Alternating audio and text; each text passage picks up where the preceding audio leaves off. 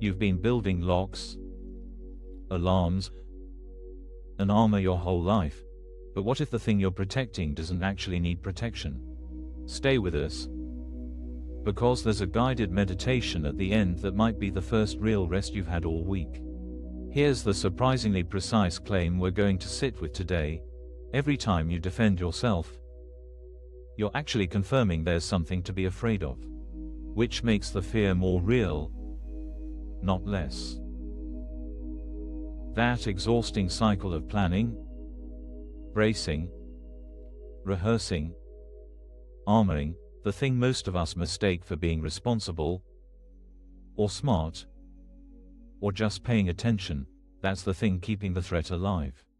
And when you stop treating life as a series of threats to manage, something underneath the anxiety becomes available. Not naivety, not recklessness, something quieter. We're going to find it together. Let me start with an image. Imagine you're wearing a full suit of medieval armor to the grocery store.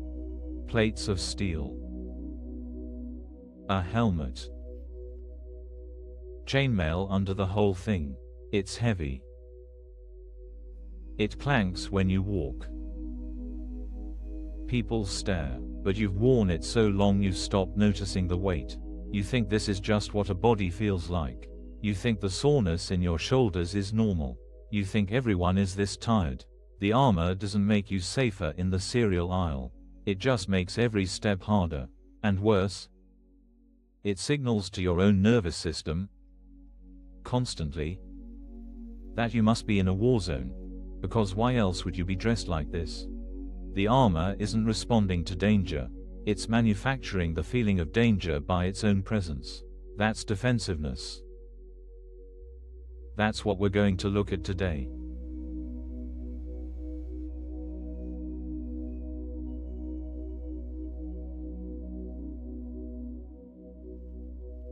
Here's the part that's a little uncomfortable. Every defense you put up is, quietly, a vote. A vote that the threat is real. A vote that you are fragile. A vote that the world is something to be braced against. Think about it from the inside. Who would put on armor unless they believed an attack was coming, that the attack was real, and that their armor could actually save them? 3 beliefs. Stacked. And the moment you act on them, you've made them more solid in your mind. You've told yourself a story about danger and then handed yourself the proof. It's a Tuesday morning. Your manager sends a one-line email. Can we talk later? That's it. No context. No tone. 5 words floating in your inbox. Within 30 seconds, your mind has written a screenplay. You're getting laid off. They found out about that mistake from last month. The project's being cancelled. Maybe it's about the comment you made in the meeting. By noon, you've rehearsed 3 different conversations. You've drafted a defensive reply you didn't send.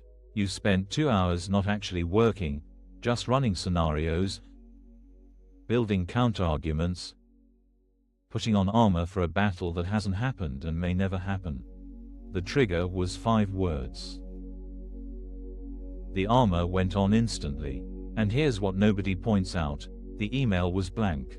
It was a blank space until your mind filled it in. Everything you've been defending against for the last 3 hours is something you wrote yourself.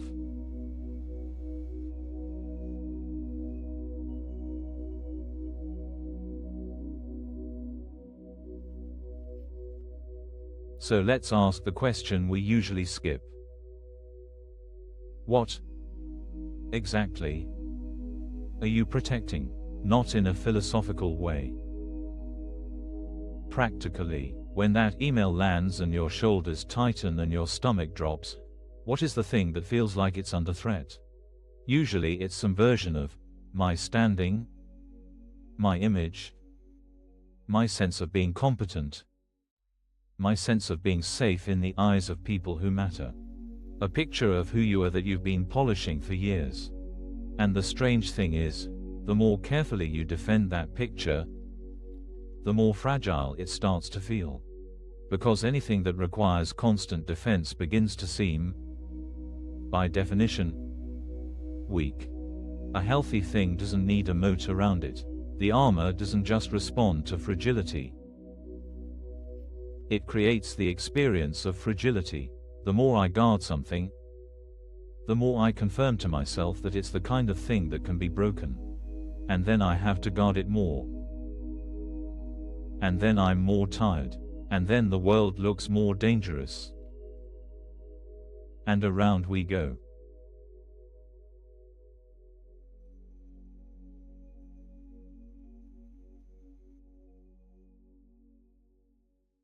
Here's the reframe that I want to land carefully, because it's the one that changes things. Most of what we call planning, the constant running of scenarios, the what-ifs, the contingency trees, the mental rehearsals, isn't wisdom. It's fear wearing a productivity costume. Real planning has a quiet quality. You think, you decide, you act. Done. But anxious planning has a different texture. It loops. It doesn't resolve. You plan the conversation, then you replan it, then you imagine their response, then you plan a response to that response. You're not preparing for the future. You're trying to control it from a distance, because somewhere underneath, you don't trust that you'll be okay if you can't predict every move. Notice the cost. The hours. The exhaustion at the end of a day where, technically, nothing happened. The way you can't actually be present with the person in front of you because part of you is in a meeting that's 3 days away. This is the armor.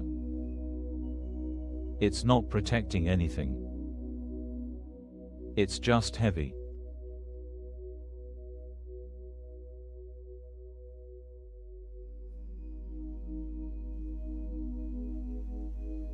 So what's the alternative?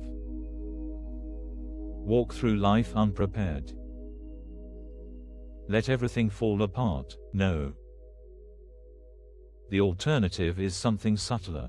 A mind that's done bracing doesn't plan less, it listens more. It still acts. It still handles the email, has the conversation, makes the decision. But it does it from a different posture. Not from, what's the worst that could happen and how do I block it? But from, what's actually being asked of me right now? And here's the part that surprises people, things still get done. Often more cleanly, because you're not burning 80% of your energy on defending against imaginary versions of the moment. All of that mental compute that was running threat assessments, it gets freed up. And what fills the space isn't carelessness. It's a quiet kind of confidence that you'll meet whatever's actually in front of you.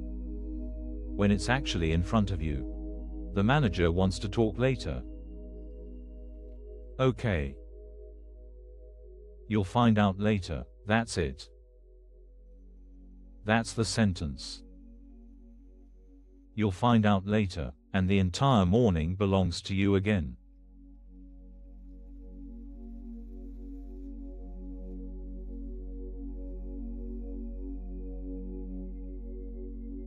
So here's where we land. You were never as unprotected as you feared. The you that's underneath the armor, the part that's actually you, was never the fragile thing you've been frantically defending. The defensiveness was protecting an image, a story, a picture, not you. And the armor was always optional. It felt like skin because you've been wearing it for 30, 40, 50 years. But it's not skin. It's something you can set down, maybe just for an hour today. Maybe just for the next 20 minutes. Notice, gently, the next time the armor goes on. The email lands, the text comes in. Someone says something with an odd tone. Your mind starts writing a screenplay. You feel the metal slide into place across your chest. You don't have to rip it off. You don't have to do anything dramatic. Just notice. Oh. That's the armor. I'm doing it again. That noticing alone starts to loosen things. Because the armor only works if you don't know you're wearing it. And now you know. Let's take this somewhere quieter. Let's set the armor down together. Just for a few minutes. And see what's underneath. If you're finding value here, you're welcome to like the video and subscribe. And now, let's shift into a quiet guided meditation together.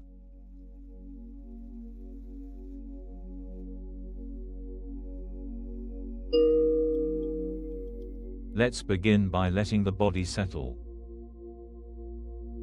Feel where you're sitting, the weight of you, held by the chair, the floor, the ground beneath that. You don't have to hold yourself up right now. Something else is doing that. Let the breath come in. Let it leave. You don't have to manage it. Notice your shoulders. Notice your jaw. Notice the small places where you've been bracing without knowing. And just for a moment, imagine setting something down. A plate of armor across the chest. A helmet.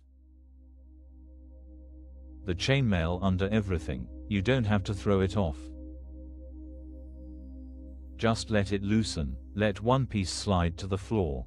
Feel how much lighter that small place becomes. There is nothing to defend right now. There is no email arriving. No conversation to rehearse. No future to control from here. There is just this breath. And this one. Notice that you are okay. Not because you've prepared for everything, because right now, in this moment, nothing is being asked of you. Let that be true for a little while. If a thought arrives, a worry, a plan, a scenario, you don't have to push it away. Just notice it the way you'd notice a cloud. It's passing through. You don't have to climb onto it. Let the body rest a little deeper. Feel the space behind the armor. The part of you that was here before you learned to brace. The part of you that doesn't need protecting. It's quiet here. It's been quiet here the whole time. Stay for a few breaths. And when you're ready, not before, begin to feel the room around you again. The sounds. The light against your eyelids. The weight of your hands. You can carry this quietness with you. You don't have to put the armor back on as you stand up. See what it's like to take one step, then another, without the clank. Welcome back. Thank you for spending this time in practice. A free digital ACIM resource is linked in the description if you'd like it. And if you wish, you're welcome to comment. I am grateful. Thank you for being here, for setting the armor down, even a little, even for a few minutes.